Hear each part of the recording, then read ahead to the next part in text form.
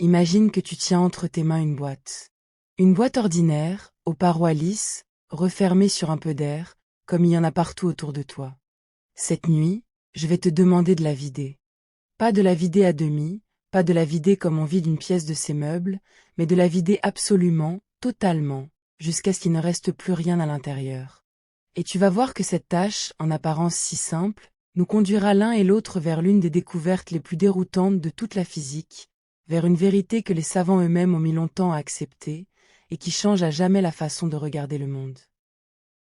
Car au terme de ce grand nettoyage, quand tu croiras avoir atteint le néant le plus pur, tu trouveras qu'il reste encore quelque chose, et que ce quelque chose ne se laissera jamais, au grand jamais, chasser tout à fait. Commençons donc par le commencement, par ce qu'il y a dans cette boîte au départ.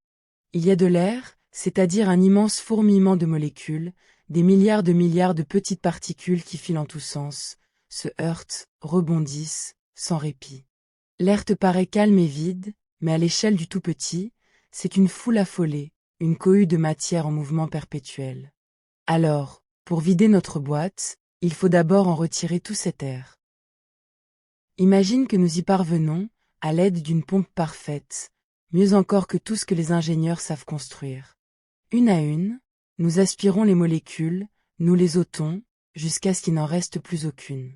La boîte est désormais ce que les physiciens appellent un vide poussé, un espace dont on a retiré la matière.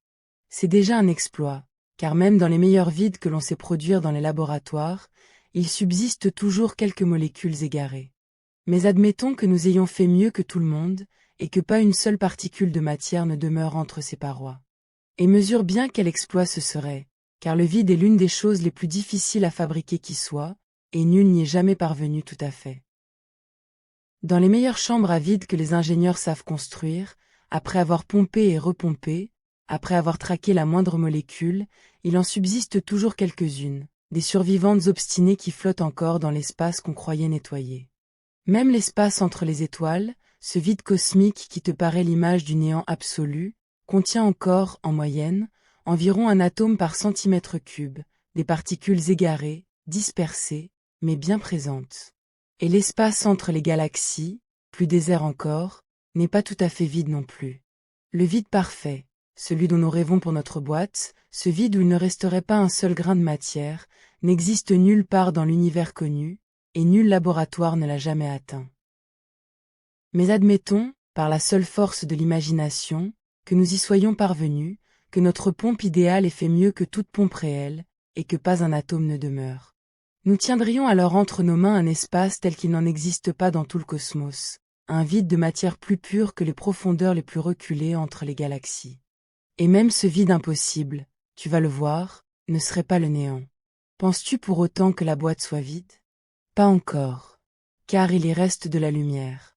Tu ne la vois pas, mais l'intérieur de la boîte baigne dans un rayonnement, une chaleur, fait de ces ondes invisibles qu'émet toute chose tiède. Les parois elles-mêmes, parce qu'elles ont une température, rayonnent vers l'intérieur, emplissant l'espace de lumière invisible, comme une braise emplit une pièce de sa chaleur sans qu'on la voie. Pour vraiment vider la boîte, il faut donc en chasser aussi cette lumière. Et pour cela, il n'y a qu'un moyen, c'est de refroidir le tout, de refroidir les parois et l'espace qu'elles enferment, car le froid n'est rien d'autre que l'absence de cette agitation, de cette chaleur rayonnante.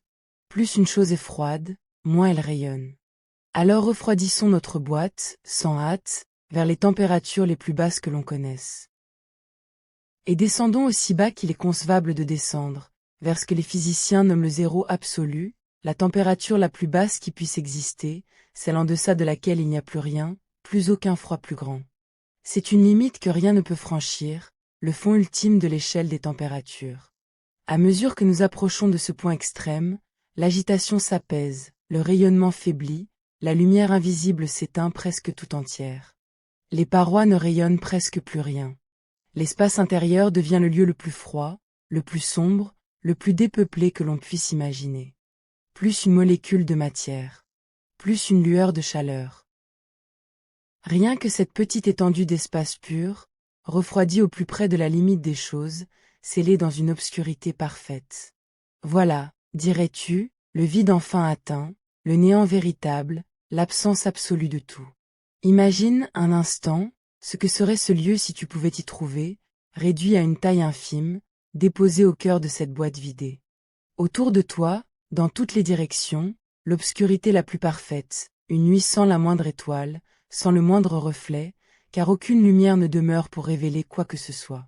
Un froid au-delà de tout froid, le froid de la limite ultime des choses, où l'agitation de la matière s'étue presque entièrement. Aucune molécule pour te frôler, aucun souffle, aucune poussière, aucun bruit, car le son lui-même a besoin de matière pour se propager, et il n'y en a plus. Tu flotterais là, dans une étendue minuscule et pourtant infiniment déserte, un désert plus vide que tout désert terrestre, plus silencieux que toute caverne, plus sombre que toute nuit. Ce serait, dirais-tu, l'expérience du néant lui-même, la rencontre avec l'absence pure. Et tu te tromperais, car même là, dans ce lieu impossible, quelque chose t'entourerait encore, quelque chose veillerait, frémirait, vibrerait sans répit, trop subtil pour que tes sens le perçoivent, mais bien réel, bien présent, impossible à chasser. Et pourtant, c'est ici, à cet instant précis où tu crois avoir touché le rien, que commence vraiment notre histoire. Car la physique du XXe siècle a découvert, par le calcul d'abord, puis par l'expérience, qu'il est impossible, par principe, de vider cet espace tout à fait. Quoi que tu fasses, si parfaite que soit ta pompe, si bas que tu descends en température, il restera toujours quelque chose dans la boîte. Non par défaut de technique, non parce que ton matériel serait imparfait, mais parce que la nature même de la réalité l'interdit. Ce quelque chose qui demeure, ce résidu impossible à chasser, c'est ce qu'on appelle le vide quantique, et c'est l'objet le plus étrange, le plus actif et le plus mystérieux dont nous allons parler cette nuit. Tu vas comprendre pourquoi le néant que tu imagines n'existe nulle part dans l'univers, et pourquoi ce que tu prends pour le vide est en vérité un bouillonnement permanent. Mais pour saisir cela, il faut d'abord changer en profondeur ta façon de te représenter le monde. On a sans doute appris, enfant, que la matière est faite de petits grains, d'atomes, et que ces atomes sont eux-mêmes faits de particules plus menues encore, comme de minuscules billes flottant dans le vide. C'est une belle image, simple et commode, mais elle est trompeuse, et la physique la plus profonde l'a depuis longtemps dépassée. Selon la vision qui rend le mieux compte de nos expériences, il n'y a pas, au fond, de petites billes posées dans un espace vide. Il y a, partout, emplissant tout l'espace, des entités qu'on appelle des champs. Un champ, c'est quelque chose qui existe en chaque point de l'espace, une sorte de présence continue, une quantité qui peut vibrer, frémir, prendre des valeurs différentes ici et là. Tu connais déjà des champs sans le savoir. L'aimant qui tient un dessin sur ta porte de cuisine est entouré d'un champ magnétique, une influence invisible qui emplit l'espace autour de lui. Eh bien, la réalité tout entière, selon la physique d'aujourd'hui, est tissée de tels champs, étendus partout, sans le moindre interstice. Et voici l'idée vertigineuse, celle qui renverse l'ancienne image des petites billes. Les particules, ces grains de matière que tu croyais élémentaires, ne sont pas des objets posés dans le vide. Ce sont des vibrations de ces champs, des frémissements, des ondulations qui parcourent une présence déjà là. Quand un champ s'agite en un endroit, quand il vibre d'une certaine manière bien précise, cette vibration se manifeste à nous sous la forme de ce que nous appelons une particule. Une particule de lumière, ce que les physiciens nomment un photon, n'est rien d'autre qu'une vibration du champ électromagnétique, ce même champ qui entoure l'aimant. Un électron, cette particule qui parcourt les fils de ta lampe, est une vibration d'un autre champ, le champ de l'électron, lui aussi étendu partout dans l'univers. Chaque sorte de particule correspond à un champ qui lui est propre, et la particule n'est que le tremblement de ce champ, sa façon de frissonner. Songe à la surface d'un étang. Une vague n'est pas un objet séparé de l'eau, posé dessus comme un bouchon. La vague est l'eau elle-même, en mouvement, une forme que prend l'eau le temps d'un instant. De même, une particule est une forme que prend un champ, une onde qui le traverse, et non un grain étranger jeté dans le vide. Et il faut que tu saisisses combien ces champs sont nombreux, car cela rend la vision plus vertigineuse encore. Il n'y a pas un seul champ qui emplirait l'espace, mais toute une famille, toute une assemblée de champs superposés, étendus l'un et l'autre à travers la totalité du cosmos, occupant le même espace en même temps, comme plusieurs musiques jouées ensemble dans une même salle. Il y a le champ dont les vibrations sont la lumière. Il y a le champ dont les vibrations sont les électrons. Il y a des champs pour chacune des sortes de particules qui composent la matière, et d'autres encore pour les forces qui les lient. Chaque point de l'espace, le moindre interstice, est ainsi traversé par cette superposition de champs, tous présents à la fois, tous prêts à frémir. L'univers n'est pas un grand vide parsemé de quelques grains de matière. C'est un plein continu, un entrelac de champs étendus partout, dont la matière et la lumière ne sont que les ondulations passagères. Là où tu voyais surtout du vide entre les choses, il faut désormais voir une étoffe dense et continue, une trame ininterrompue, sur laquelle les particules courent comme des frissons sur une peau. Le vide entre les atomes n'est pas une absence de champ.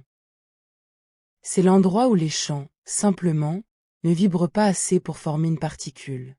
Mais ils sont là, toujours, à attendre. Une fois que tu as compris cela, une question nouvelle se pose, et c'est elle qui va tout éclairer. Si les particules ne sont que des vibrations de champs, alors qu'est-ce que le vide? Le vide, dans cette vision des choses, ce n'est pas l'absence des champs, car les champs, eux, sont toujours là, partout, on ne peut pas les enlever, ils sont l'étoffe même de la réalité. Le vide, c'est l'état des champs quand ils ne vibrent pas, quand ils sont au repos, quand aucune onde ne les parcourt. C'est les temps sans vagues, la surface lisse, l'eau tranquille où rien ne se passe. Vider la boîte, retirer toutes les particules, cela revient à calmer toutes les vibrations, à aplanir toutes les ondes, jusqu'à ce que les champs cessent de frémir et reposent dans leur état le plus bas, le plus paisible. Et c'est précisément à cet état de repos que l'on donne le nom de vide. Le vide n'est pas le rien. Le vide est le silence des champs, leur état le plus calme. Et tu vas voir que ce silence, justement, ne peut jamais être complet. Car ici intervient l'une des lois les plus profondes et les plus déconcertantes de toute la physique, une loi qui gouverne le monde du tout petit, et qui porte le nom de l'homme qui l'a formulée, Werner Heisenberg. On l'appelle le principe d'incertitude. Et bien qu'il paraisse abstrait, il décide à lui seul de tout ce que nous allons découvrir cette nuit. Voici ce qu'il affirme, dans son cœur. Dans le monde quantique, certaines paires de grandeurs sont liées de telle sorte qu'on ne peut jamais les connaître toutes deux avec une précision parfaite en même temps. Plus tu fixes l'une, plus l'autre devient floue, indéterminée, vacillante. Ce n'est pas une affaire de mesure imparfaite, de regard trop grossier. C'est que, dans la nature même des choses, ces grandeurs n'ont pas, en même temps, de valeur parfaitement définie. Le monde, à son niveau le plus fin, est intrinsèquement flou, indécis, tremblant. Et cette indécision n'est pas un manque de connaissance de notre part. Elle est inscrite dans le tissu de la réalité. Prenons un exemple pour que cette idée prenne corps. La position d'une particule et sa vitesse forment l'une de ces paires liées. Si tu connais très exactement où se trouve une particule, alors sa vitesse devient indéterminée, elle pourrait être presque n'importe laquelle. Et si, à l'inverse, tu connais très exactement sa vitesse, alors sa position se brouille, elle pourrait être presque n'importe où. Tu ne peux pas épingler les deux à la fois. C'est comme si la nature te permettait de bien voir un aspect d'une chose, mais à la condition de laisser l'autre dans le flou. Au niveau de notre vie ordinaire, ce flou est si infime qu'on ne le remarque jamais. Une balle que tu lances à une position et une vitesse qui te paraissent parfaitement nettes. Mais au niveau des particules, ce flou devient considérable, il domine tout, il la règle, et non l'exception. Le monde du tout petit ne ressemble en rien au monde de notre échelle. Il est gouverné par cette indétermination irréductible, par ce tremblement permanent. Or il existe une autre paire de grandeurs soumises à ce même principe, et c'est celle-là qui nous intéresse pour comprendre le vide. C'est la paire formée par l'énergie et le temps. De même qu'on ne peut fixer à la fois la position et la vitesse, on ne peut, sur un intervalle de temps très bref, connaître l'énergie d'un système avec une précision parfaite. Sur de courts instants, l'énergie elle-même devient floue, indécise, fluctuante. Et c'est ici que tout bascule pour notre boîte vidée. Car tu te souviens que le vide, c'est l'état de repos des champs, l'état où ils ne vibrent plus, où ils possèdent, en principe, l'énergie la plus basse possible. Mais le principe d'incertitude interdit qu'un champ ait une énergie exactement nulle et parfaitement définie. Une énergie exactement zéro, fixée pour toujours, serait une valeur trop précise, trop nette, et la nature ne le permet pas. Il faut, toujours, qu'il subsiste un peu de jeu, un peu de tremblement, une part d'incertitude qui empêche l'énergie de tomber à zéro et d'y rester sagement. Voilà pourquoi il est impossible de vider tout à fait la boîte. Si l'on pouvait calmer un champ jusqu'à une immobilité parfaite, jusqu'à une énergie rigoureusement nulle, on connaîtrait cette énergie avec une précision absolue, et l'on saurait du même coup que le champ ne bouge pas du tout. Cela violerait le principe d'incertitude. La nature es griega rifios. Elle exige que le champ conserve toujours, même dans son état le plus bas, une part de frémissement résiduel, un soubresaut irréductible qu'on ne peut jamais éteindre. On appelle cette énergie incompressible l'énergie du point zéro. C'est l'énergie qui demeure quand on a tout retiré, quand on a refroidi jusqu'à la limite des choses, quand on a chassé chaque particule et chaque lueur.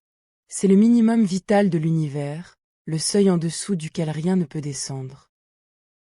Le vide n'est pas un état d'énergie nulle. C'est un état d'énergie minimale, mais non nul, et cette nuance fait toute la différence du monde. Pour bien comprendre pourquoi cette énergie résiduelle ne peut être éteinte, songe à un instrument de musique, à une corde tendue. Quand une corde de violon ou de guitare ne vibre pas, elle est immobile, parfaitement droite, et c'est là son état de repos. Mais imagine à présent une corde d'un genre très particulier, une corde quantique, qui obéirait au principe d'incertitude. Cette corde-là ne pourrait jamais être tout à fait droite, tout à fait immobile, car une immobilité parfaite signifierait que l'on connaît à la fois sa position exacte, parfaitement droite, et son mouvement exact, parfaitement nul. Et cela, la nature ne le permet pas. Une telle corde doit donc vibrer toujours, ne fût-ce qu'imperceptiblement, d'un frémissement minimal qui ne s'arrête jamais, même au repos. C'est comme une note de fond, la plus grave et la plus faible qui soit, que l'instrument joue éternellement sans qu'on puisse le faire taire. Les champs du vide sont, en quelque sorte, d'innombrables cordes de cette espèce, étendues partout, et chacune entretient sa note de fond inextinguible, son murmure le plus bas. La somme de tous ces murmures, de tous ces frémissements minimaux, voilà l'énergie du point zéro. Et tu comprends maintenant pourquoi il est vain d'espérer le silence parfait. Pour faire taire le vide, il faudrait faire taire toutes ces cordes à la fois, les figer dans une immobilité que la loi la plus profonde du monde quantique interdit. Le vide chante, à voix très basse, une note que rien ne peut éteindre. Et si tu doutes encore que cette énergie du point zéro soit autre chose qu'une abstraction de calcul, laisse-moi te conter une chose surprenante, que l'on peut observer dans le laboratoire, et qui en porte la trace visible. Il existe un gaz que l'on appelle l'hélium, le plus léger des gaz après l'hydrogène, celui qui gonfle les ballons de fête. Refroidis n'importe quel gaz, n'importe quel liquide, et il finira par geler, par se figer en solide, comme l'eau devient glace. C'est ce qui arrive à toute matière quand on lui retire assez de chaleur. Toute matière, sauf une. L'hélium, lui, refuse de geler. Même quand on le refroidit jusqu'aux abords du zéro absolu, jusqu'à la limite ultime du froid, il demeure liquide, il reste fluide, il ne se fige pas en cristal comme le ferait toute autre substance. Et pourquoi cette étrange obstination? Parce que l'énergie du point zéro, ce frémissement résiduel que rien ne peut éteindre, agite encore ses atomes, les fait trembler sans cesse, et ce tremblement irréductible suffit à les empêcher de se ranger en un solide bien ordonné. Le frémissement du vide, l'impossibilité d'une immobilité parfaite, se manifeste là, sous nos yeux, dans un liquide qui ne gèle jamais. Ce n'est pas une vue de l'esprit. C'est une substance bien réelle, que l'on peut tenir, mesurer, observer, et qui doit son comportement le plus étrange à ce minimum d'agitation que la nature ne consent jamais à éteindre. Quand tu cherches une preuve que le repos parfait n'existe pas, songe à ce liquide qui, au plus près du zéro des choses, frémit encore, et ne se fiche pas, arrête-toi un instant sur la beauté étrange de cette idée, car elle mérite qu'on s'y attarde. Tu as voulu fabriquer le néant, le rien absolu, l'absence parfaite. Et la nature t'a répondu que c'était impossible, non par un manque de ta part, mais par une loi gravée au plus intime de la réalité. Le vide le plus pur que tu puisses concevoir vibre encore, frémit encore, conserve en lui une énergie que rien ne peut lui ôter. C'est comme si l'on te disait que le silence parfait n'existe pas, qu'il reste toujours, au plus profond du calme, un souffle imperceptible, une rumeur de fond que nulle oreille ne peut faire taire. Le vide, c'est ce silence qui bruisse encore, ce calme qui tremble, ce repos qui ne se repose jamais tout à fait. Et ce tremblement de fond, ce frisson du néant, les physiciens lui ont donné un nom qui dit bien sa nature inquiète. Il l'appelle les fluctuations du vide. Il faut maintenant que je te parle de ces fluctuations avec un soin particulier, car c'est là que le langage de la physique devient à la fois magnifique et périlleux, et je vais être honnête avec toi. On dit souvent, pour décrire ce frémissement du vide, que le néant grouille de particules qui apparaissent et disparaissent sans cesse, des couples de particules qui surgissent du vide, vivent un instant infime, puis s'annihilent et retournent au néant. On appelle ces fugaces apparitions des particules virtuelles. C'est une image saisissante, et tu l'as peut-être déjà entendue. Le vide y est dépeint comme une mer agitée où des bulles de matière naissent et crèvent perpétuellement, un grouillement invisible de présence éphémère.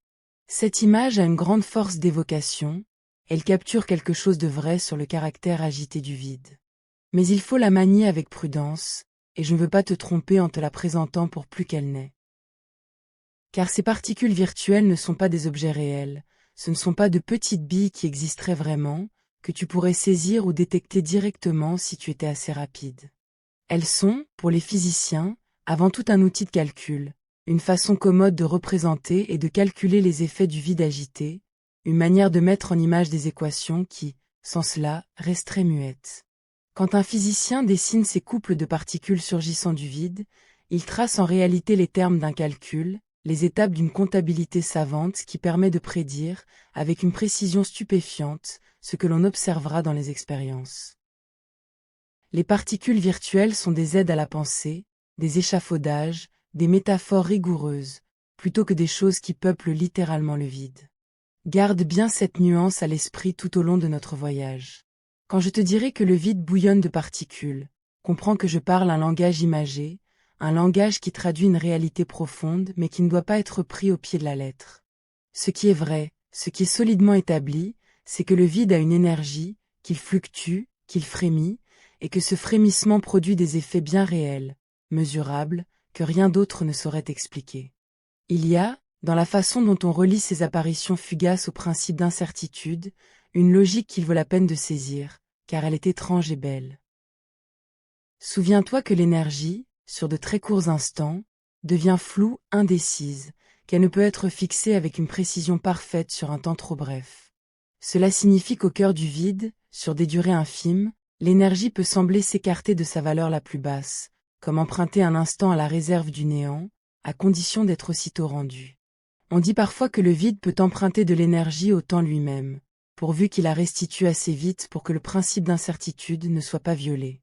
Et c'est cette énergie empruntée et aussitôt rendue qui se traduit, dans le langage imagé des physiciens, par l'apparition fugace d'un couple de particules qui surgit puis disparaît. Plus l'emprunt est grand, plus le délai de restitution doit être court. Une grande énergie ne peut être empruntée qu'un instant infime, une faible énergie un peu plus longtemps. Voilà comment se règle ce commerce secret du vide avec lui-même, ce va-et-vient perpétuel d'énergie empruntée et rendue, qui donne au néant son caractère bouillonnant. Mais retiens toujours, je te le redis, que ce langage d'emprunt et de particules est une traduction commode d'une réalité plus subtile, et non la description d'objets que l'on pourrait surprendre en flagrant délit d'existence. Ce qui demeure, par-delà les images, c'est un vide qui ne tient jamais en repos, dont l'énergie tremble sans fin sur les plus brefs intervalles du temps. Et c'est précisément vers ces effets réels que je veux maintenant te conduire, car c'est là que l'histoire cesse d'être une rêverie abstraite pour devenir une vérité éprouvée, vérifiée, pesée. Si le vide n'était qu'une fiction commode, une façon de parler sans conséquence, on pourrait hausser les épaules et passer son chemin. Mais le vide quantique fait des choses. Il agit sur le monde. Il pousse, il déplace, il modifie ce que l'on mesure. Et le premier de ces effets, le plus saisissant peut-être, porte le nom de l'homme qui l'a prédit, le physicien Hendrik Casimir. On l'appelle l'effet Casimir, et il est l'une des manifestations les plus directes du fait que le vide n'est pas vide. Voici en quoi il consiste. Imagine deux plaques de métal, parfaitement lisses, parfaitement parallèles, placées l'une en face de l'autre dans le vide, à une distance infime, presque collées sans se toucher. Selon la vision ordinaire du vide, ces deux plaques, baignant dans le néant, ne devraient ressentir aucune force, rester là sans bouger, indifférentes l'une à l'autre. Mais ce n'est pas ce qui se passe. La théorie prédit, et l'expérience confirme, que ces deux plaques sont attirées l'une vers l'autre par une force minuscule mais bien réelle, une force qui surgit du vide lui-même, sans aucune cause matérielle entre elles. Comment cela se peut-il? Comment le néant peut-il pousser deux plaques l'une contre l'autre? La réponse tient tout entière dans ce que nous venons d'apprendre sur les fluctuations du vide. Souviens-toi que le vide frémit, que les champs y vibrent d'un tremblement résiduel, et que ces vibrations existent partout dans l'espace, avec toutes sortes de longueurs, des grandes ondulations et des petites. Or, entre les deux plaques rapprochées, l'espace est étroit, confiné, et seules certaines vibrations peuvent y tenir, celles dont la taille s'accorde à l'intervalle, comme une corde tendue ne peut vibrer que de certaines façons bien précises selon sa longueur. Beaucoup de vibrations, trop grandes pour l'espace réduit, se trouvent exclues d'entre les plaques. Mais au dehors, dans l'espace ouvert qui les entoure, toutes les vibrations sont admises, sans restriction. Il y a donc, au dehors, davantage de frémissements du vide qu'au dedans. Et cette différence, ce surcroît de fluctuations à l'extérieur par rapport à l'intérieur, se traduit par une pression, une poussée qui presse les plaques l'une vers l'autre. C'est le vide du dehors qui, étant plus riche en vibrations que le vide du dedans, pousse les plaques à se rapprocher. Le néant exerce une force, parce que le néant n'est pas le même partout, parce qu'on peut, en confinant l'espace, en raréfier le frémissement. Il existe, pour faire sentir cet effet, une comparaison ancienne et parlante, tirée du monde des marins. On raconte que deux navires immobiles, posés côte à côte sur une mer agitée, à faible distance l'un de l'autre, peuvent se trouver poussés l'un vers l'autre par le jeu des vagues. Car entre les deux coques, dans l'étroit couloir d'eau qui les sépare, certaines vagues ne peuvent pas se former, l'espace y étant trop resserré, tandis qu'au dehors, sur la mer ouverte, les vagues déferlent librement de toutes parts. Il y a donc plus d'agitation à l'extérieur des deux coques qu'entre elles, et ce déséquilibre presse les navires l'un vers l'autre, comme si une main invisible les rapprochait. Cette image n'est pas exactement le phénomène quantique, et il faut la prendre pour ce qu'elle est, une analogie qui est claire sans tout dire. Mais elle saisit l'essentiel.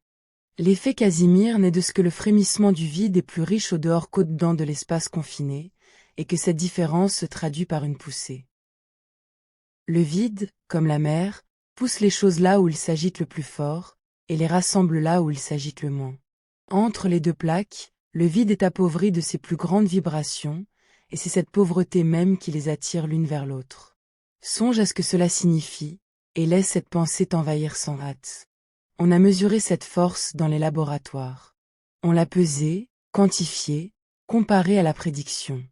Et elle est là, exactement comme la théorie l'annonçait. Deux plaques posées dans le vide le plus pur se rapprochent d'elles-mêmes, mues par rien d'autre que la structure invisible du néant. Si tu avais encore le moindre doute sur le fait que le vide est habité, que le vide travaille, que le vide possède une réalité physique, cet effet devrait le dissiper. Le vide n'est pas une scène vide en attente d'acteur. Le vide est lui-même un acteur, une présence qui agit, qui pèse, qui pousse. Et le plus troublant, c'est que cette force se manifeste justement parce que tu as restreint l'espace, parce que tu as mis des bornes au frémissement. En enfermant un peu de vide entre deux murs, tu en as modifié la nature, et il s'est mis à pousser. Prends le temps de laisser cette idée se déposer en toi, dans le calme de la nuit. Une force qui naît de rien, ou plutôt de ce qu'on croyait être rien. Deux plaques que nul ne touche, que rien ne relie, et qui pourtant se rapprochent, mues par la seule structure du vide qui les sépare et les entoure. C'est l'une de ces vérités que l'esprit peine à accepter, parce qu'elle contredit tout ce que l'expérience ordinaire nous a enseigné. Dans le monde de tous les jours, pour qu'une chose en pousse une autre, il faut un contact, une corde, un souffle, quelque chose de tangible entre les deux. Mais ici, entre les plaques, il n'y a rien de tangible, rien que le vide, et c'est le vide lui-même qui pousse. Voilà ce que la nature nous oblige à reconnaître, contre notre intuition, par la seule autorité de la mesure répétée. Le vide travaille, le vide agit, le vide exerce des forces, et il le fait avec une régularité si fidèle qu'on peut la prédire par le calcul et la retrouver, à chaque fois, dans l'expérience.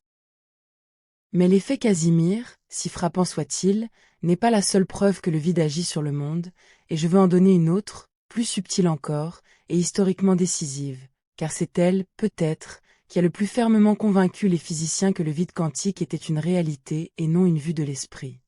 Elle concerne l'atome le plus simple qui soit, l'atome d'hydrogène, fait d'un seul noyau et d'un seul électron qui l'entoure. Selon les premières théories, cet électron pouvait occuper certains niveaux d'énergie bien précis autour de son noyau, comme des marches sur un escalier, et l'on savait calculer la hauteur de ces marches avec une grande exactitude. Mais quand on mesura ces niveaux avec une précision extrême, on s'aperçut que l'un d'eux n'était pas tout à fait là où la théorie le plaçait. Il y avait un infime décalage, un déplacement minuscule, mais bien réel, entre la valeur prédite et la valeur mesurée. Ce décalage, on l'appelle le déplacement de Lamb, du nom du physicien Willis Lamb qui le mit en évidence. Et d'où vient ce petit décalage, ce déplacement inattendu? Il vient du vide. L'électron, dans son orbite autour du noyau, ne baigne pas dans un néant inerte. Il baigne dans le vide quantique, dans son frémissement perpétuel, et ce frémissement agit sur lui, le bouscule sans cesse de 1000 poussées infimes, le fait trembler imperceptiblement autour de sa trajectoire idéale. Ce tremblement, imposé à l'électron par les fluctuations du vide, modifie très légèrement son énergie, et c'est ce léger changement que l'on mesure sous la forme du déplacement de Lamb. En d'autres termes, le vide laisse sa signature jusque dans la structure des atomes, jusque dans les niveaux d'énergie de l'électron. Et quand on intègre dans les calculs l'effet de ce vide agité, l'accord entre la théorie et la mesure devient l'un des plus parfaits de toute la science, une concordance d'une précision presque incroyable, comme si l'on pouvait prédire la position d'un objet à l'épaisseur d'un cheveu sur une distance de plusieurs kilomètres.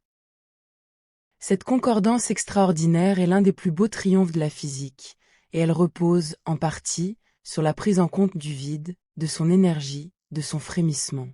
Sans le vide, le calcul échoue. Avec lui, il atteint une exactitude vertigineuse. Comment, après cela, douter encore que le vide soit réel?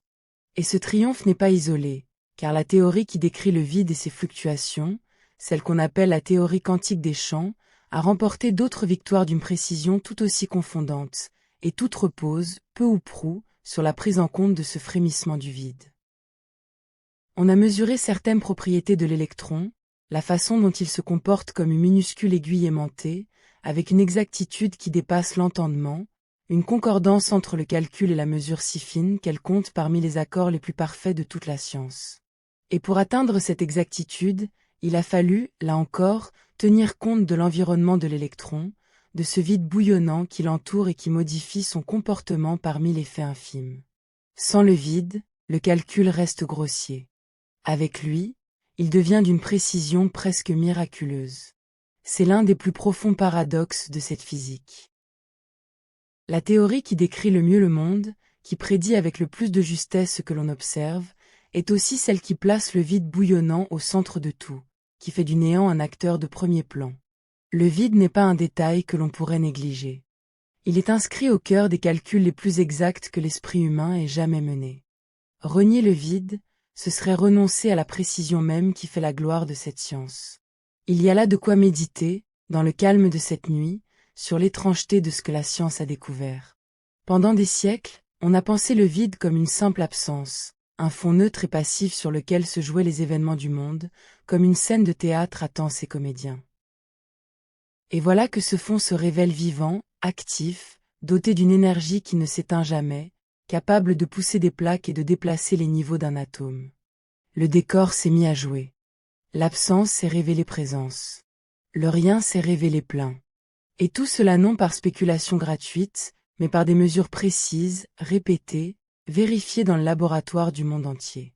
Le vide quantique est l'une des découvertes les mieux assurées de la physique moderne, et l'une des plus contraires au bon sens, l'une de ces vérités qu'il faut accepter même quand l'intuition se rebelle, parce que la nature, interrogée avec soin, répond sans ambiguïté. Et puisque nous parlons de ce que le vide peut faire, je veux conduire un instant vers l'un des lieux les plus extrêmes de l'univers, là où le frémissement du néant produit l'un de ses effets les plus spectaculaires, au bord même d'un trou noir. Tu sais peut-être qu'un trou noir est une région où la gravité est si écrasante que rien ne peut s'en échapper, pas même la lumière, et que sa frontière, qu'on appelle l'horizon, marque le seuil de non-retour. On a longtemps cru qu'un trou noir était parfaitement noir, qu'il n'émettait rien, qu'il ne faisait qu'engloutir.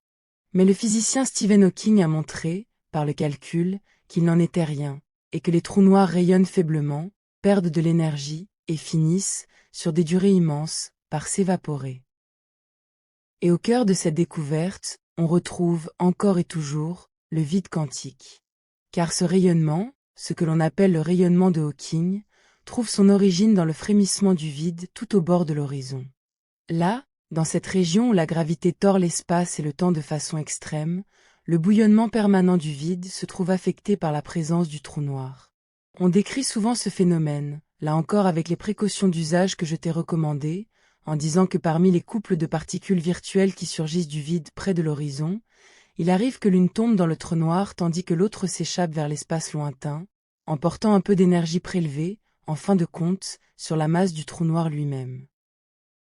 Goutte à goutte, le trou noir se vide ainsi de sa substance, par l'effet de ce frémissement du vide à sa frontière. Encore une fois, il faut prendre cette image comme une traduction d'un calcul plus subtil, et non comme la description littérale de petites billes qui voyagent. Mais le fait demeure, et sa portée touche au plus intime de la nature des choses. Le vide, ce néant que tu croyais inerte, joue un rôle décisif jusque dans le destin des objets les plus colossaux de l'univers, jusque dans la lente agonie des trous noirs. Le frémissement du plus petit décide du sort du plus grand. Il y a là une unité du monde qui a de quoi émerveiller l'esprit le plus paisible. Et il y a, à l'autre bout de l'univers et de son histoire, un rôle du vide plus saisissant encore, qui touche à ton existence même et à celle de tout ce qui t'entoure. Selon la cosmologie d'aujourd'hui, dans les tout premiers instants de l'univers, alors qu'il était encore inconcevablement petit, dense et brûlant, le vide y frémissait déjà de ses fluctuations, de ce tremblement quantique que rien ne peut éteindre. Et l'on pense que l'univers a connu, à cet âge premier, une phase d'expansion d'une rapidité prodigieuse, un déploiement fulgurant qui a démesurément agrandi tout ce qui existait. Or cette expansion a saisi les minuscules fluctuations du vide, ces frémissements infimes, et les a étirés, dilatés, agrandis jusqu'à en faire des variations à grande échelle, des régions très légèrement plus denses et d'autres très légèrement moins denses, semées à travers tout le cosmos naissant. Et c'est autour de ces régions un peu plus denses, ces empreintes agrandies du frémissement du vide, que la matière a commencé à s'assembler, par la gravité, au fil des âges. Là où le vide avait tremblé un peu plus fort, la matière s'est rassemblée un peu plus, et de ces graines sont nées, sur des durées immenses, les galaxies, les étoiles, les planètes. Songe à ce que cela veut dire. Les grandes structures de l'univers, ces cités d'étoiles où tu vis, trouveraient leur origine lointaine dans le frémissement du vide aux premiers instants du monde. Le tremblement du néant, agrandi par l'expansion, aurait dessiné la carte de tout ce qui existe. Tu serais, en remontant assez loin, l'enfant d'une fluctuation du vide. Il y a là, je le reconnais, une part qui demeure à confirmer, et la science avance ses idées avec la prudence qui sied à des temps si reculés. Mais l'image est d'une beauté qui donne le vertige. Ce que tu prenais pour le rien aurait été le semeur des galaxies. Mais c'est maintenant que je dois te conduire vers le plus grand mystère de tous, vers la question qui, à propos du vide, plonge encore aujourd'hui les physiciens dans la perplexité la plus complète, et qui mérite que tu prêtes, cette nuit, une attention particulière. Car si le vide a une énergie, comme tout ce que nous avons vu le démontre, alors cette énergie doit peser sur l'univers tout entier. Elle doit avoir un effet à grande échelle, à l'échelle du cosmos lui-même. Souviens-toi de ce que tu sais peut-être déjà, que l'univers est en expansion, et que cette expansion, contre toute attente, s'accélère, comme poussée par une force répulsive qui habite l'espace. On a donné à cette force inconnue le nom d'énergie noire, et l'on ignore encore, pour une large part, ce qu'elle est vraiment, d'où elle vient, et quelle est sa nature intime. Or l'un des candidats les plus naturels pour expliquer cette énergie noire, l'une des premières idées qui vient à l'esprit, c'est justement l'énergie du vide.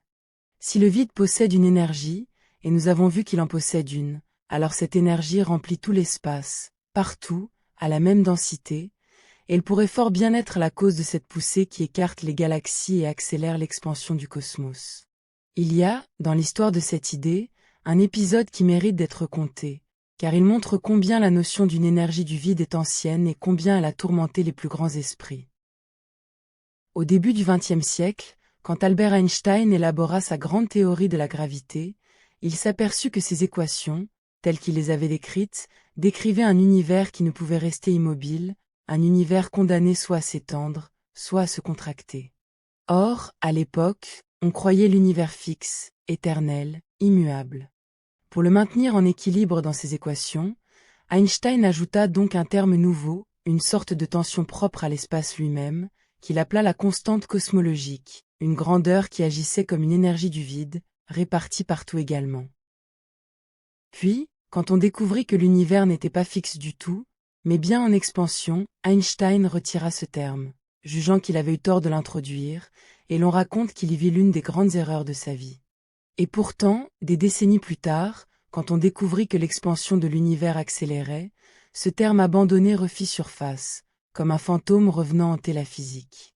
Cette tension de l'espace, cette énergie du vide qu'Einstein avait cru à tort, se révélait peut-être nécessaire après tout, pour rendre compte de l'accélération observée. L'énergie noire d'aujourd'hui et la constante cosmologique d'hier sont deux noms qui désignent, peut-être, une même réalité, cette énergie qui habite l'espace vide et le pousse à s'étendre toujours plus vite. Voilà pourquoi la question de l'énergie du vide n'est pas une curiosité de spécialiste. Elle touche à l'une des plus vieilles énigmes de la cosmologie, et elle a fait trébucher le plus grand génie de la physique moderne. L'idée est belle, élégante, séduisante. L'énergie du vide, ce frémissement du néant que l'on mesure dans le laboratoire sur l'effet Casimir et le déplacement de Lamb, serait aussi la force mystérieuse qui gouverne le destin de l'univers entier, qui décide s'il s'étendra pour toujours ou non. Le plus petit et le plus grand se rejoindraient ainsi dans une même réalité, le tremblement du vide. Les physiciens ont donc voulu mettre cette idée à l'épreuve. Ils ont entrepris de calculer, à partir de la théorie quantique, quelle devrait être la valeur de cette énergie du vide, combien elle devrait peser, pour la comparer ensuite à ce que l'observation du cosmos révèle de la véritable énergie noire. Et c'est ici que survient l'une des plus extraordinaires déconvenues de toute l'histoire de la physique, un désaccord si vaste, si béant, qu'on l'a surnommé, sans exagération, la pire prédiction de toute la science. Voici ce qui s'est passé. Quand on calcule, avec les outils de la théorie quantique des champs, l'énergie que devrait avoir le vide en additionnant les contributions de toutes ces fluctuations, on obtient un nombre colossal, une densité d'énergie démesurée, écrasante. Mais quand on observe l'univers réel, quand on mesure la véritable énergie noire qui anime son expansion, on trouve une valeur infiniment plus petite, ridiculement plus petite. L'écart entre les deux n'est pas un écart de quelques pourcents, ni même d'un facteur 10 ou 100. C'est un écart si gigantesque que les mots peinent à le dire. La valeur calculée dépasse la valeur observée d'un facteur dont l'écriture exigerait un nombre suivi de tant de zéros que l'esprit en perd toute prise. C'est, dit-on souvent, le plus grand désaccord entre la théorie et l'observation dans toute l'histoire de la physique, l'erreur de prédiction la plus colossale jamais commise par une théorie par ailleurs prodigieusement précise. On a donné à ce mystère un nom qui dit bien son caractère vertigineux. On l'appelle la catastrophe du vide, ou le problème de la constante cosmologique. Arrête-toi sur l'étrangeté de cette situation, car elle est l'une des plus profondes que la science connaisse aujourd'hui. La même théorie quantique qui prédit avec une exactitude presque parfaite le déplacement de Lamb, qui décrit avec un succès éclatant le comportement des particules, qui a passé sans faillir des milliers d'épreuves expérimentales, cette même théorie, lorsqu'on lui demande de prédire l'énergie du vide à l'échelle du cosmos, se trompe de façon si monumentale qu'on ne sait même pas comment commencer à réparer l'écart. C'est comme si un instrument d'une précision extraordinaire, capable de mesurer l'épaisseur d'un cheveu, se mettait soudain à se tromper sur la distance qui sépare deux galaxies par un facteur impensable. Quelque chose, manifestement, nous échappe. Quelque chose de fondamental, dans notre compréhension du vide, de son énergie, de la façon dont elle pèse sur l'univers, nous demeure caché. Et ce quelque chose touche au cœur même de notre science, à la jonction des deux grandes théories qui décrivent le monde, celle du tout petit et celle du cosmos tout entier, ces deux théories que l'on n'a jamais su tout à fait réconcilier. Il y a, dans cet échec, quelque chose qui devrait inspirer non pas du mépris pour la science, mais au contraire un profond respect, et je veux dire pourquoi. Une science médiocre cacherait ses désaccords, maquillerait ses contradictions, ferait mine de tout comprendre. La vraie science, la grande, fait l'inverse. Elle expose ses échecs au grand jour, elle nomme ses énigmes, elle reconnaît, sans détour, qu'au cœur même de sa plus belle théorie se loge la plus grande erreur de prédiction de son histoire. Les physiciens n'ont pas dissimulé la catastrophe du vide. Ils l'ont mise en pleine lumière, lui ont donné un nom, en ont fait l'un des grands problèmes ouverts qu'ils lèguent aux générations futures. Car ils savent qu'un désaccord aussi vaste n'est pas une honte, mais une promesse.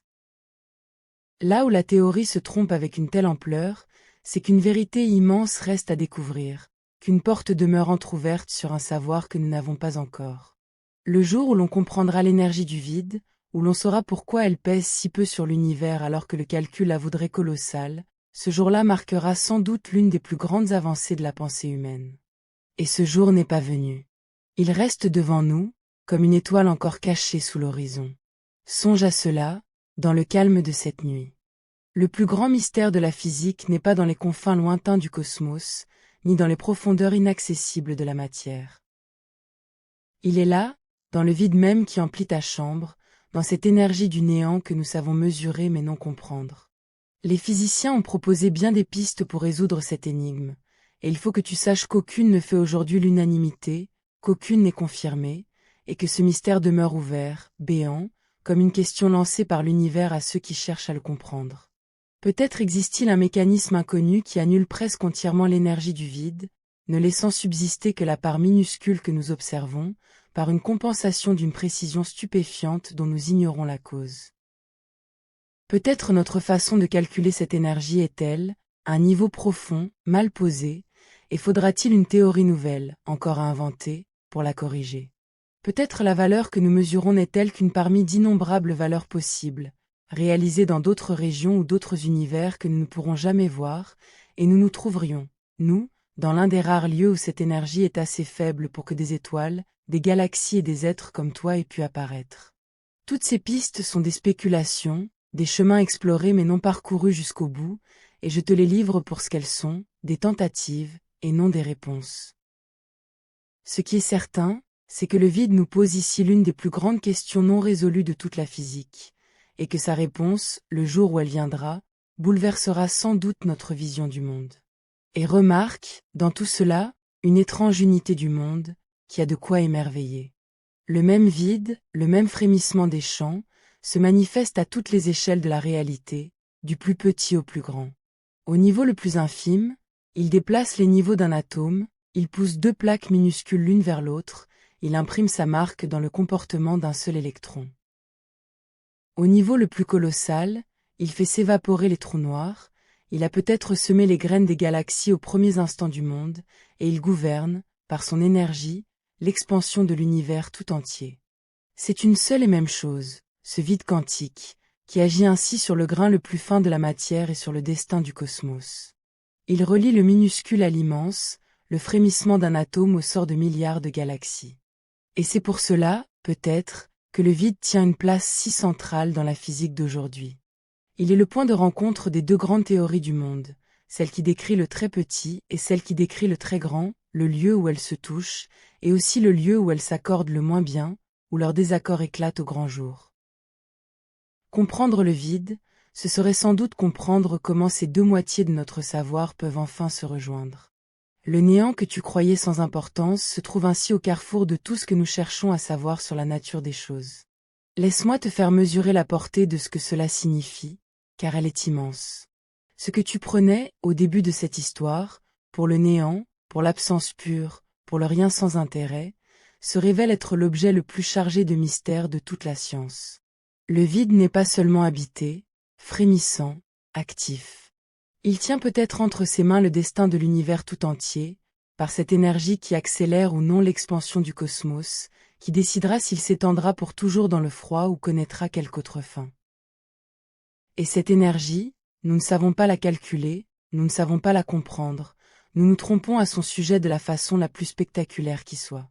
Le vide est à la fois ce qu'il y a de plus banal, présent partout, dans chaque interstice du monde, entre les étoiles, entre les atomes, entre les particules de ton propre corps, et ce qu'il y a de plus énigmatique, le siège du plus grand échec de prédiction de notre physique. Le néant, ce néant que tu croyais sans secret, est l'abîme le plus profond que la pensée ait jamais sondé. Et il y a, dans tout cela, une idée plus troublante encore, vers laquelle je veux conduire en douceur, car elle change la façon même de penser ce qu'est le vide. Si le vide possède une énergie, s'il peut frémir, fluctuer, agir, alors il n'est pas un état unique, immuable, donné une fois pour toutes. Il a une structure. Il a, peut-être, des états différents, des façons distinctes d'être au repos. Les physiciens envisagent que ce que nous appelons le vide, l'état de plus basse énergie des champs, pourrait n'être qu'un état de repos parmi d'autres possibles, et non forcément le plus bas qui soit concevable. Il se pourrait que notre vide, celui dans lequel baigne tout notre univers, ne soit pas le fond véritable, le creux ultime, mais une sorte de palier intermédiaire, un repos apparent au-dessus d'un repos plus profond encore. On parle alors d'un vide qui ne serait pas tout à fait stable, qui pourrait, en des circonstances extrêmes et sur des durées inconcevables, basculer vers un état plus bas. Je te livre cette idée avec les plus grandes précautions, car elle relève de la spéculation théorique la plus pure, et rien indique qu'un tel basculement doive jamais se produire ni qu'il nous menace en quoi que ce soit. Mais elle suffit à montrer que le vide, loin d'être le rien simple et inerte que tu imaginais, est une entité riche, structurée, dotée d'états, de propriétés, peut-être d'une histoire. Le néant a une profondeur. Et il existe, pour appuyer cette idée que le vide a une structure, un exemple solide, établi, qui n'est pas une spéculation mais une découverte confirmée. Tu as peut-être entendu parler du champ de Higgs, ce champ dont l'existence fut confirmée il y a un peu plus d'une décennie par la découverte d'une particule longtemps cherchée. Ce champ est, lui aussi, étendu partout dans l'espace, comme les autres. Mais il a une propriété singulière, qui le distingue de tous les autres. Même dans le vide, même quand il ne vibre pas, même au repos le plus complet, ce champ ne vaut pas zéro. Il possède, partout, en chaque point de l'espace, une valeur de fond non nulle, une présence constante qui ne s'efface jamais. Le vide n'est donc pas neutre, pas indifférent. Il est, en quelque sorte, baigné de ce champ de Higgs à une certaine valeur, comme un océan invisible dans lequel tout baigne. Et cette valeur de fond a une conséquence prodigieuse. C'est en se déplaçant à travers ce champ, en interagissant avec lui, que les particules acquièrent leur masse, cette propriété qui fait qu'elles résistent au mouvement, qu'elles pèsent. Sans cette valeur de fond du champ de Higgs dans le vide, les particules n'auraient pas de masse, et le monde serait tout autre, incapable de former des atomes, des étoiles, des corps. Songe à ce que cela signifie. La masse des particules élémentaires dont tu es fait, comme les électrons, tient à une propriété du vide, à cette valeur de fond qui emplit l'espace que tu crois désert. Le vide n'est pas une page blanche. Il a un état, une valeur, une structure, et ces structures décident des propriétés même de la matière. Le néant que tu imaginais a un caractère, une nature, une façon d'être, dont dépend tout ce qui existe. Songe à tout le chemin parcouru cette nuit, dans le calme de ses pensées. Nous sommes partis d'une boîte ordinaire, que nous voulions vider tout à fait. Nous en avons retiré l'air, molécule après molécule. Nous en avons chassé la lumière, en la refroidissant vers la limite des choses. Nous avons cru toucher le néant, le rien parfait, l'absence absolue. Et au lieu du rien, nous avons trouvé un monde. Un monde de champs étendus partout, dont les particules ne sont que les vibrations. Un monde où le principe d'incertitude interdit à l'énergie de jamais tomber tout à fait à zéro, et impose au vide un frémissement éternel. Un monde où ce frémissement pousse des plaques, déplace les niveaux des atomes, fait s'évaporer les trous noirs, et tient peut-être le destin de l'univers. Un monde dont nous ne savons pas calculer l'énergie sans nous tromper de la façon la plus colossale qui soit. Le vide, ce néant supposé, s'est révélé l'état le plus actif, le plus subtil, le plus mystérieux de toute la réalité. Tu cherchais l'absence, et tu as trouvé la présence la plus dense qui soit. Il y a, dans cette découverte, quelque chose qui devrait te donner le vertige. Et c'est pour cela que je t'ai promis, en commençant, un voyage vers le vertige. Pense à ceci. En ce moment même, autour de toi, dans la chambre où tu reposes, l'espace n'est pas vide. Entre ta main et le mur, entre ton visage et le plafond, dans le moindre interstice du monde, ce n'est pas le rien qui règne, mais ce vide quantique frémissant, ce bouillonnement permanent des champs, cette énergie qui ne s'éteint jamais. Tu baignes, à chaque instant de ta vie, dans cet océan invisible. Il traverse ton corps, il emplit l'espace entre tes atomes, il l'a, partout, silencieux et actif, fidèle et insondable. Ce que tu appelais le vide, ce que tu croyais l'absence même, est en vérité la trame la plus fondamentale du réel, le tissu sur lequel tout le reste se brode. Et ce tissu, nous commençons à peine à le comprendre. Il y a, dans cette idée, une résonance avec une autre vérité que tu connais peut-être déjà. On dit souvent que la matière est, pour l'essentiel, faite de vide, et c'est exact. Au cœur d'un atome, il y a un noyau minuscule, et autour de lui, à une distance énorme à l'échelle des choses, les électrons. Entre les deux, ce que l'on appelait jadis le vide. Si l'on agrandissait un atome jusqu'à la taille d'un grand stade, le noyau ne serait qu'un petit point en son centre, et les électrons des poussières voltigeant au gradin lointain. Tout le reste, l'immense majorité du volume, serait, croyait-on, du vide pur. Ton corps lui-même, cette chair que tu sens pleine et solide, est ainsi presque entièrement fait de ces espaces entre les noyaux et les électrons. Mais tu sais désormais que cet espace n'est pas le rien. Il est empli des champs, de leur frémissement, de l'énergie du point zéro, de la valeur de fond du champ qui donne sa masse à la matière. Le vide qui habite tes propres atomes n'est pas une absence, mais cette même présence active que nous avons rencontrée partout. Tu n'es pas, comme on pourrait le croire, un peu de matière perdue dans beaucoup de vide. Tu es un peu de matière baignant dans un océan de champs, un entrelac de présence invisible qui te traverse de part en part. Le vide de ton corps et le vide entre les étoiles sont une seule et même chose, cette trame frémissante qui ne connaît nulle interruption. Mais ne laisse pas ce vertige t'inquiéter, car il a, comme toute grande vérité de la science, sa part de douceur et de paix. Songe que ce frémissement du vide, ce bouillonnement invisible, est aussi ce qui rend possible tout ce qui existe. Sans les fluctuations du vide, les atomes ne seraient pas tout à fait ce qu'ils sont. Sans l'énergie du vide, l'univers n'aurait peut-être pas la forme qu'il a, ni l'histoire qu'il a connue. Tu es fait de matière, et cette matière n'est que la vibration de champs qui repose, au repos, dans cet état frémissant que nous appelons le vide. Tu es, en un sens très réel, une ondulation de ce néant qui n'en est pas un, une forme passagère prise par cet océan de champs étendu à travers tout l'espace. Le vide n'est pas ton ennemi, ni une menace tapie dans l'ombre. Il est ton origine, ton fond, l'étoffe même dont tu es tissé. Quand tu contemples le vide, tu contemples ce dont tu es fait. Il y a une consolation profonde dans cette pensée, et c'est elle que je voulais offrir au terme de ce voyage. Tu pourrais croire qu'il est inquiétant d'apprendre que le néant n'existe pas, que partout, même dans le vide le plus pur, quelque chose veille, frémit, agit. Mais regarde plutôt ce que cette découverte révèle.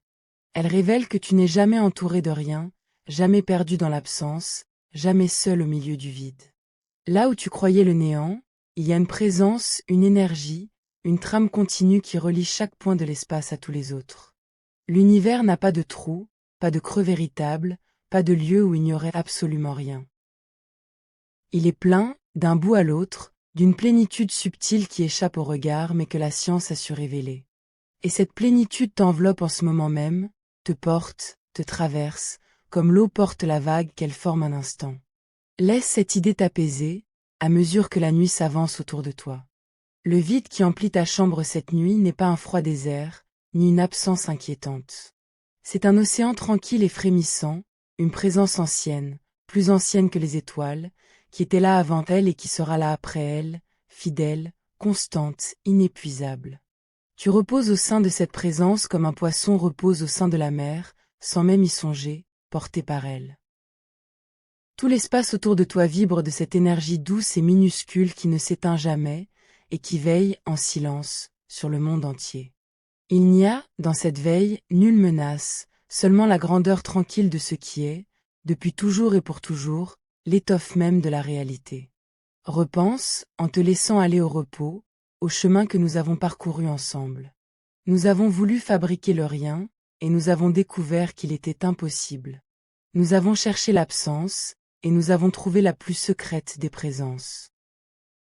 Nous avons appris que le vide a une énergie qu'on ne peut éteindre, qu'il frémit d'un tremblement éternel, qu'il pousse les plaques et déplace les atomes, qu'il décide peut-être du destin du cosmos, et qu'il garde, sur son énergie véritable, le plus profond des secrets que la physique ait jamais rencontrés. Et nous avons compris que ce vide n'est pas loin de toi, dans quelque abîme cosmique, mais ici, tout près, dans l'air de ta chambre, entre tes mains, au creux de ton corps même. Tu vis dans le vide, et le vide n'est pas vide. C'est l'une des plus belles vérités que la science ait offerte à notre étonnement. Il y a une autre douceur, plus subtile encore, dans ce que nous avons appris ensemble. Pendant des millénaires, les hommes ont craint le vide, l'ont imaginé comme un gouffre, une absence terrifiante, un abîme où l'on se perd. On disait même, dans l'ancienne philosophie, que la nature avait horreur du vide, qu'elle le fuyait, qu'elle s'empressait toujours de le combler. Et voilà que la science de notre temps nous apprend une chose qui aurait rassuré ces anciens. Le vide véritable, le vide absolu, le gouffre du rien parfait, n'existe pas. La nature, en un sens, a bel et bien horreur du vide, puisqu'elle ne le laisse jamais être tout à fait vide, puisqu'elle le remplit toujours de ses chants, de son énergie, de son frémissement.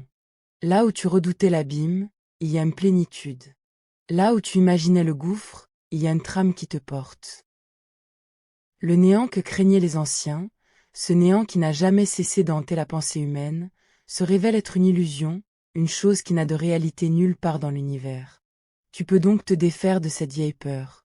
Il n'y a pas de gouffre sous tes pas d'abîme dans l'espace, pas de rien qui menacerait de t'engloutir. Il n'y a, partout, que cette présence pleine et douce, ce vide qui n'en est pas un, cet océan tranquille de champs où tout repose et où tout baigne. Songe enfin à cette chose étrange et tendre. Toi qui reposes ici, cette nuit, sous ce toit, dans la chaleur de ta couche, tu es l'une des formes que ce vide a su prendre, l'une des vagues que cet océan de champs a su soulever.